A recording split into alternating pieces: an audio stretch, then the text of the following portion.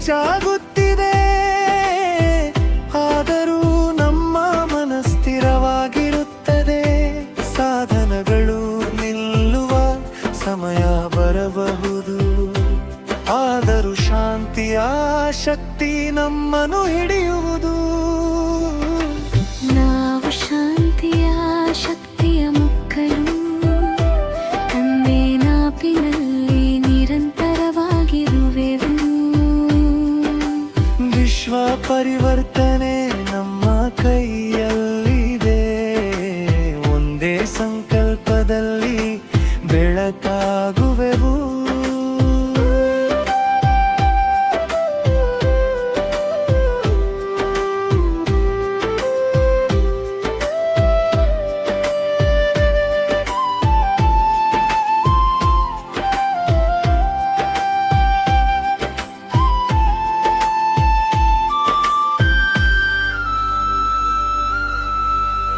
ನಾವು ಮಾಡುವುದು ನೆನಪು ಮತ್ತು ಸೇವೆ.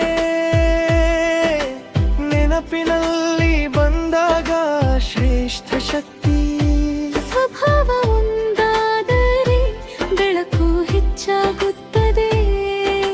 ಸಂಘಟನೆಯ ತೇಜಸ್ಸು ಜಗಕ್ಕೆ ಹರಡುತ್ತದೆ. ನಾವು ಇರುತ್ತೇವೆ ಬಲವಾಗಿ, ವಿಜಯದ ಧೈರ್ಯ ಬರುತ್ತದೆ ಒಂದಾಗಿ.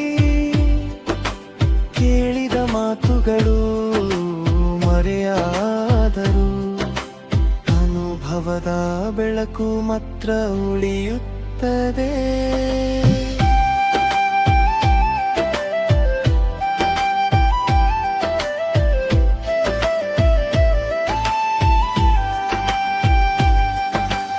ಎಂತಹ ಪರಿಸ್ಥಿತಿ ಬಂದು ಹೋದರೂ ನಮ್ಮ ಖುಷಿ ಶಾಂತಿ ಕಡಿಮೆಯಾಗದಿರಲಿ ಸದಾ.